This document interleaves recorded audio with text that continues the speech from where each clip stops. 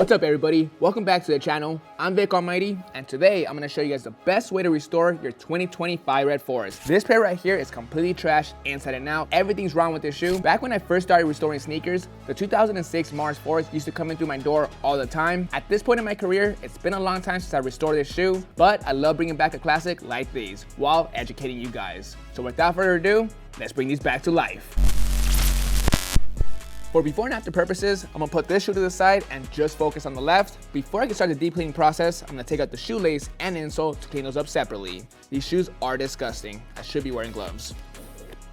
I think this guy would put baby powder in his insole. You can see that white stuff right there. Ugh. Brother, ugh. Once again, you guys, these shoes are disgusting inside and out. Before I start grabbing our Rejuvenator products and grab water and solution and start scrubbing the sneaker, I gotta do some dry brushing and use the dry compressor to remove as much dirt and grime off the sneaker as possible. I wanna go on record and say that I should be wearing a mask and I should be wearing gloves. Too lazy to go back to my studio, but I know somebody's gonna say it, I should be wearing gloves and a mask. This is disgusting. It was at this moment that he knew. He up. I'm wearing gloves. I'm already infected.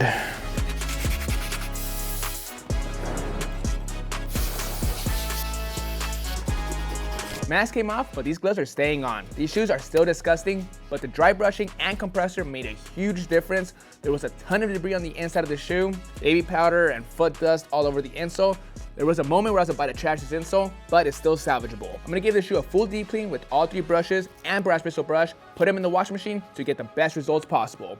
First things first, I'm gonna grab a shoe tree, adjust it to size, and place it inside the shoe. What this is gonna help with is remove the creasing from the toe box and overall reshape the sneaker. Now the key part for this cleaning is our Rejuvenator solution. I'm gonna squirt 2 squirts inside a bowl of water. Now to start, I always like to use a soft bristle brush on the uppers and the insides. It starts to break down the grime and dirt the fastest on the uppers, and it allows me to scrub the entire upper without causing any damage. Now, anytime you do a restoration, very first thing you wanna do is give the shoe a good deep clean. You wanna get rid of all the grime and dirt. You wanna have a clean base to work with as you're restoring the shoe. As I'm gonna be cleaning it up, I'm gonna make sure I hit every single part of the sneaker with the dry bristle brush on the uppers, behind the wings, behind the back tab, the inside of the shoe, the tongue. There can't be any part that I miss. Good to go with the soft bristle brush. Shoe's looking great. One thing I do wanna note though, as I was cleaning up the shoe, I always make sure on a Jordan 4, I get behind the wings and the back tab. However, if you're working on an older Jordan 4 or a Jordan 4 that just wasn't kept in very good condition, sometimes if you peel it back, the plastic can just completely snap. So you wanna be careful when doing this step. One thing you might wanna do to check if your shoe is fragile or not is just grab one of them and just carefully start peeling it back. If you see some separation or it's starting to crack, leave it alone. I'm gonna do the exact same thing, clean up the upper, inside, but this time with a medium bristle brush. This has stiffer bristles, but still gentle enough to clean up the upper. I'm trying to get the stitching on the upper back to as white as possible while removing all the germs from the shoes.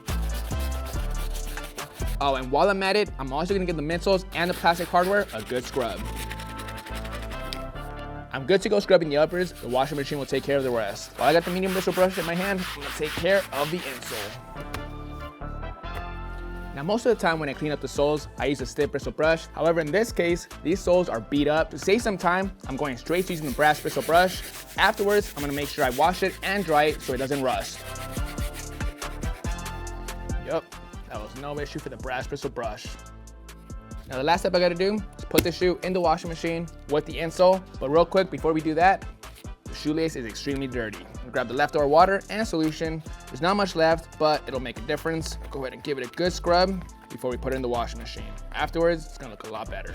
On your bag, I'm gonna put the shoe, insole, and lace inside the laundry bag. Go to the washing machine to complete the job. For the washing machine settings, all you need is cold water with a regular cycle. It's gonna make the world of a difference.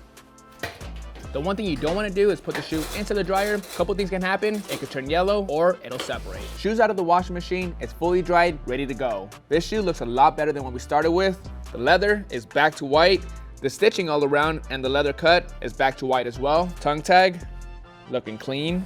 None of the plastic hardware on the shoe got damaged or broken. The shoe is smelling good. All the debris from the inside, grime and dust is fully flushed out. Same thing with the shoelace and insole. Now we have a clean base to work with. The thing is, the shoe is still pretty beat up. The toe box has a ton of creases. The midsole needs a fresh midsole repaint. There's still scratches all around the white leather.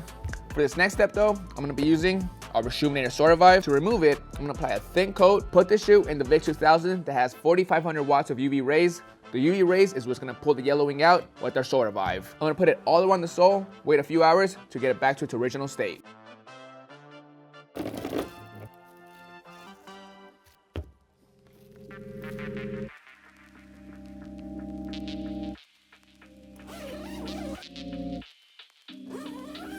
After just 2 hours of putting the shoe inside the Vick 2000, we got some great results. The white rubber down here and over here is back to white. The gray toe cap area is back to its original color. Same thing back here, it's looking good. One thing I do want to talk about though is the netting on the upper of the Jordan 4.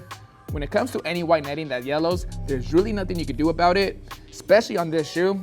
If I wanted to try and paint it, I would get white paint all over the back mesh on the back and it'll ruin it. Plus, it doesn't really hold up over time. Even if you prep it correctly and do all the steps, over time that paint will chip off. The only thing I could do is put the shoe in the indoor setup as is, just let the UV rays beam on the sneaker for a good 2-3 days. It'll remove some of the yellowing, but it won't be perfect. So it's just one of those things, there's only so much you can do about it. Now for the next step, I have a ton of prep work to do on the uppers, the midsoles, and all around. I'm gonna start with the midsoles. The black and white paint is cracked all around. It's gotta get removed before I can apply some new paint. The first thing I'm gonna do is tape off the white leather so I don't get any of the black or white paint on the upper. Good to go. Didn't want to bore you with that boring tape job. I taped off the upper and the sole. Now for this step, there's a couple different ways to remove the paint. In the past, I've used acetone and cotton balls.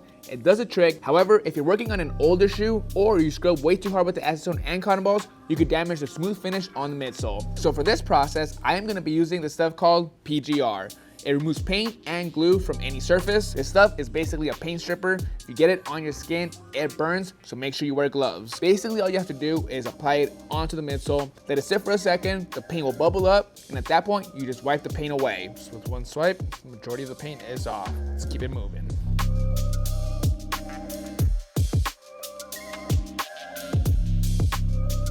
All right, got the majority of the paint off. The cool thing about this is it only took about 10 minutes, probably less to get it to this point. If I was doing acetone and cotton balls, I would have not even been halfway there. Now there's still a lot of paint all around the midsole.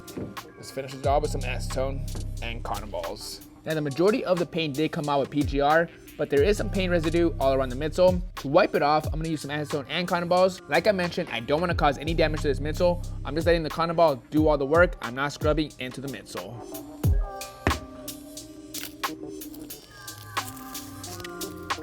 Paint is fully stripped. Sometimes this step could be a pain in the I'm glad I got it out the way. Now the prep continues. All around the white leather, there's some deep scratches, specifically on the toe box area, some on the sides, a couple in here. Before I can lay down paint, I gotta use some sandpaper to smoothen those areas. I'm gonna be using 600 grit sandpaper. I'm gonna go back and forth until it's nice and smooth. You wanna watch out for the stitching. You don't wanna get it all frayed. When you paint over frayed stitching, it looks super unprofessional. Once I feel like the leather's smooth enough, I'm gonna finish the job with some acetone and cotton balls.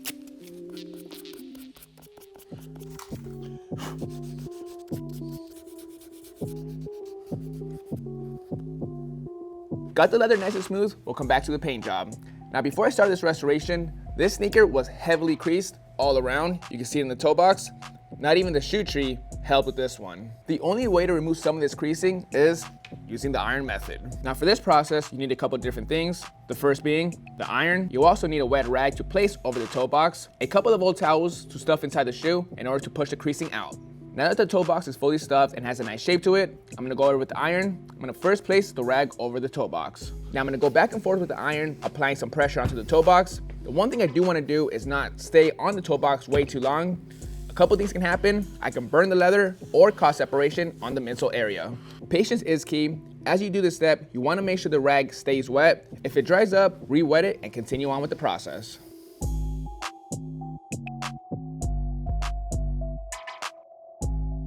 Good on the toe box, it looks a lot better. I'm gonna leave the towels inside for the next few hours just so the toe box can retain its shape. In the meantime, I'm gonna go ahead and move on to some acetone and cotton balls to finish prepping the leather. I'm just gonna go over the entire thing to remove the factory finish.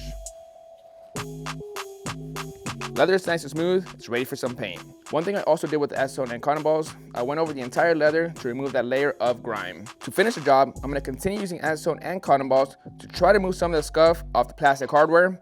You can see some right here on the wings and a little bit on the back tab. It's not going to be perfect, but it'll wipe some of it off.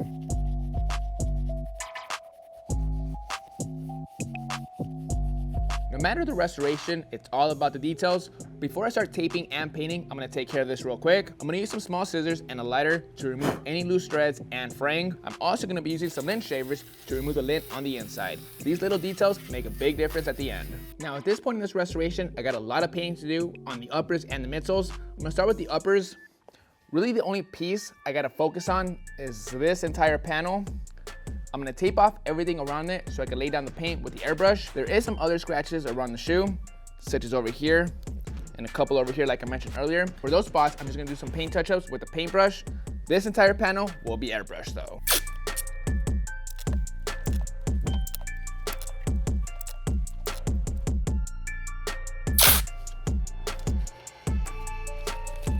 Let's lay down some paint. For this step, I'll be using the airbrush and jacquard. I like to use jacquard for this step just because it's airbrush ready. I'm gonna lay down a few coats and then do some more sanding.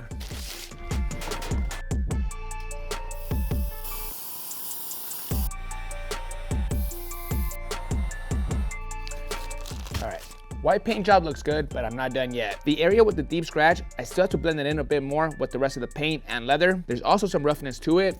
With some 1500 grit sandpaper, I'm gonna hit that area up, blend it in with the leather some more, go back with some more paint to finish the job. Now to lock in the paint on the leather, I'm gonna go outside real quick and lay down a quick matte finish. Leather toe cap piece is all touched up, it's looking good. I still have to go in and do some small paint touch-ups with the paintbrush, but I'll do that later. Next, I'm gonna go ahead and focus on the midsole. I gotta do a lot of taping for this step. I'm gonna tape off the upper and the sole. This tape job's gotta be perfect, but perfect tape jobs take a while, so I'm not gonna bore you with this step. All taped up. Now for this process, once again, I'm gonna be using jacquard white paint through the airbrush. For a solid paint job, you wanna lay down thin, even coats and work your way up.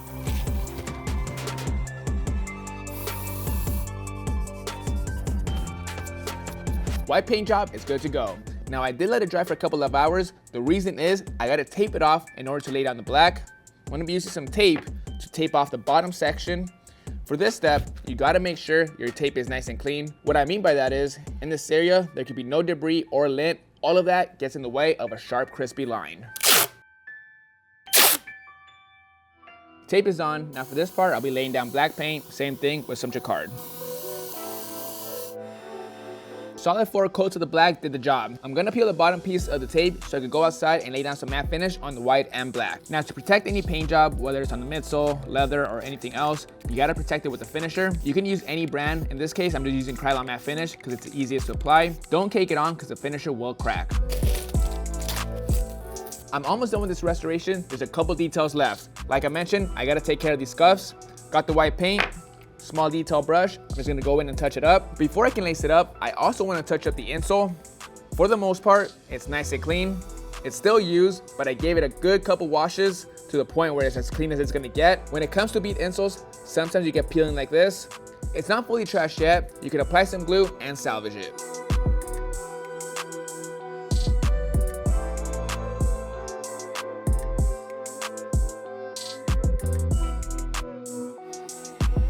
To fix an insole like this is really easy. Just apply glue to both pieces and do the wet stick method and stick it right away.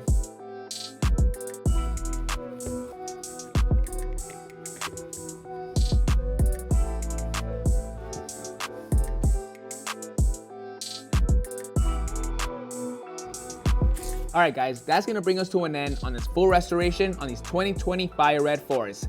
Clear day and night restoration. In my opinion, most shoes can be brought back to life. Most shoes, not every single shoe. This is a clear example. With the right tools and techniques, you can restore any shoe. For every restoration I do, I always start with a deep clean using Reshoevn8r products to have a clean base to work with. After that, every shoe is different. Some may need a full midsole repaint on the uppers, fix a scratch, remove yellowing, or remove creasing. In this case, all the knowledge I shared in this video to restore the sneaker can be applied to any single shoe. As always, you can find all their products at Reshoevn8r.com. Use promo code FIRERED20 to save 20% on your next order. I'm I'm also working on a Restorations 101 series where I go in depth on any single step you guys want to watch. So with that being said, drop a comment down below on what you guys want to see me go in depth next. This is Vick Almighty. I'll catch you guys next Monday. See you guys.